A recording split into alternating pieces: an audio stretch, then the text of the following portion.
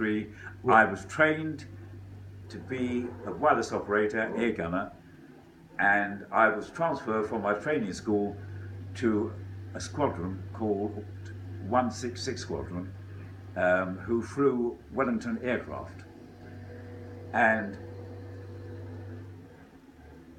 I arrived there at the beginning of June 1943, and by the end of June, I went on a 6 days leave, which you call furlough.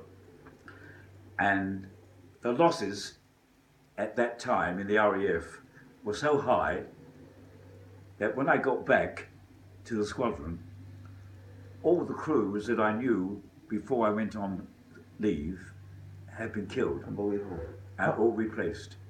That's how high the losses were. Rear gunners who sat at the rear of the aircraft, their life expectancy on operations, which you call missions, was 4 hours. Wow. We lost in the RAF Bomber Command, that was my command. 55,000 were killed and 70,000 were injured. That's a very, very high loss. And though people talk a lot about the Battle of Britain and the wonderful job the Spitfires did and the Hurricane, and they did a marvellous job, their losses by comparison to ours were minimal. So our losses were very, very high. And the chances of completing what we called a tour were very, very exceptional. How old were you at the time? 21. So you enlisted. Can you back up just a little bit? Tell me about what prompted you to enlist. What was going on in your life then? When? When you enlisted, when you joined the army, when you joined the. When I joined in 1941, when I was a young boy of 19. And because this monster, Hitler, I could have kept out the war, but this monster, Hitler, was so vile, it's difficult for me to explain. He was a vile creature, and sometimes he spoke on the radio. We didn't have television in those days before the war, and you could hear the murder in his voice, and it was quite frightening. So in 1941 I decided I had to get into the war. How might you have stayed out? I could have stayed out because I was in a reserved occupation, doing electrical engineering. But my conscience took hold of me and I decided to do something, so I joined up. So on August the 31st, 1941, I'd already done up to then 5 other operations or missions. We bombed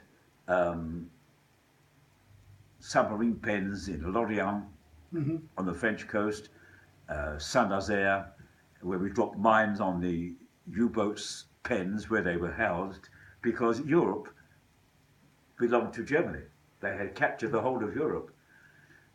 So this night on August the 31st was my 6th operation. Before we even get to that, though, I'm just curious. How much training did you have? How did you even? 2 years. 2 years of training. Very solid training, wonderful training, and it took in every aspect.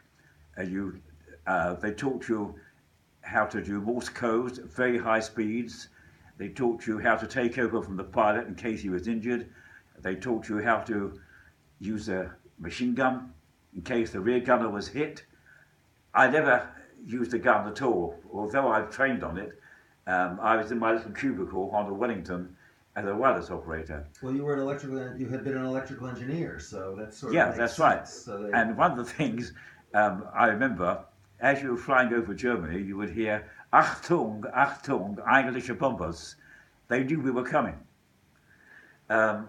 So this night, on August the 31st, we were going to bomb a place called Mönchengladbach.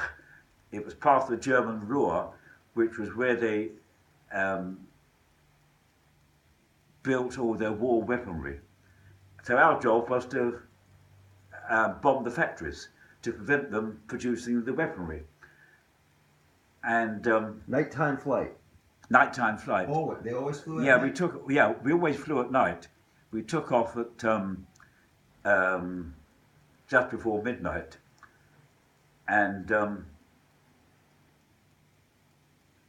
we eventually got to Mönchengladbach without any trouble. But when we got there, that's where we got in a lot of trouble. We only had 2 engines on the Wellington aircraft, and we were attacked then by fighters and anti-aircraft fire. They were pretty accurate, and Did you drop your load first? we dropped our load and we turned for home, but they got one of our engines, and all we were left with was 1 engine.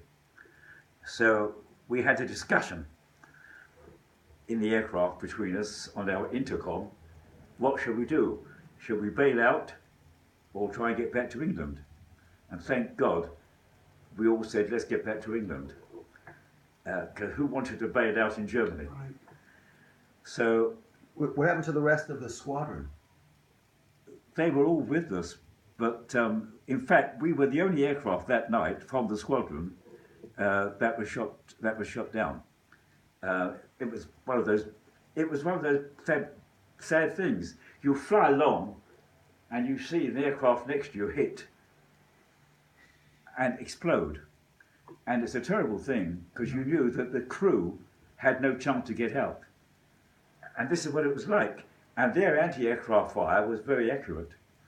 So the pilot was a wonderful pilot, Pat Knight, and he and I were like brothers. We still are, because we shared so much together, so many dangerous attitudes that we have a certain attitude. We're like brothers. Mm-hmm. And he was a wonderful pilot, and he said, well, let's try and get back to England. So we turned round, and all was well till we got to Holland.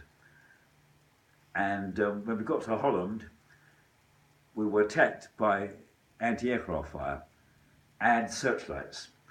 And about a dozen searchlights zoomed in on us, and although it was dark, we were illuminated and we were all lit up. And it was a horrible feeling because you feel naked. How and, high and you can't escape. How high were you flying? About 10,000 feet. And you can't escape because they're zooming in on you, and then the anti-aircraft fire, and you hear at the side of you the anti-aircraft explosions. And it's sheer luck that you get away with it. Well, eventually we got away and we flew over the North Sea. But because we have the 1 engine, we then had to drop height down to just a few hundred feet because we were losing power. Could you see the water? Was there a moon that night, or? I could see the water, and you may not believe this, but the water was so close, I could see the waves, the ripple of the waves. And we then held another discussion, shall we land in the water and go to a dinghy? And the chances of surviving in a dinghy were virtually minimal, because when the aircraft hits the water, invariably it sinks and you have no chance. In fact, we did one way back in June, and we got back and we were told one of the crews had crashed in the sea in a dinghy, and who would volunteer to go out and look for the crew in the daylight? Well, we all volunteered, but we never found them, because when you're flying above, all the dinghies are a little dot down below the sea. Yeah. So anyhow, we decided not to dinghy and carry on trying to get to England. And eventually, You're throwing things off the plane. I mean, what are you doing? You were doing things to lighten the load on the plane. we threw out everything we could. We kept our parachutes. What were you throwing out? We threw out machine guns. We threw out, we had tubes, which we took photographs. We threw out everything we could, we threw out. And who was we? The pilot and the co-pilot are both still steering All of the us. plane? We were throwing things out Wow. to reduce the weight so that we could climb. So how many people are on the plane? What's the 5. crew made up of? There was a rear gunner, there was a navigator, a bomb aimer, the pilot, and myself. And we were a good crew. And eventually we saw the coast, And we said, what should we do? Should we land on the beach? And then we said, no, we did not do that because the beaches were mined against invasion. Oh, So we didn't have much of a choice. So the pilot then flew. We flew along, which was a park. It was green. So we knew it was a park or greenery of some sort. It was morning now? But it Was it was morning 4 or- o'clock in the morning. And we decided to land in this space. And it so happens, what it was, we found out later, it was a recreation park running parallel with the railway. So we were lucky we didn't hit the railway. So then what happened, we hit the deck, then we hit a tree, and I was okay. And what I'd done as one of my duties before we land in a situation like that, crash land, was to undo the astro hatch so we could escape. And we were all huddled, heads down, and we hit a tree, and then we went up about 40 feet and hit again, and then the aircraft began to get on fire. Now the navigator got hysterical, and what I did, I pushed him out of the plane through the astro hatch, and it took a few seconds, but that few seconds delay caused the oxygen bottles on my left to explode. And the oxygen bottles hit me in the face and also my hands. And if I had gone out before the navigator, I'd have probably been all right. But that's fate, because I could have gone back flying and been killed. So, one mustn't talk about that. So I got out on the wing eventually, and I was burning. And I jumped from the wing to the ground, and I'd read as a boy, if you're on fire, you roll yourself over and you extinguish the flames.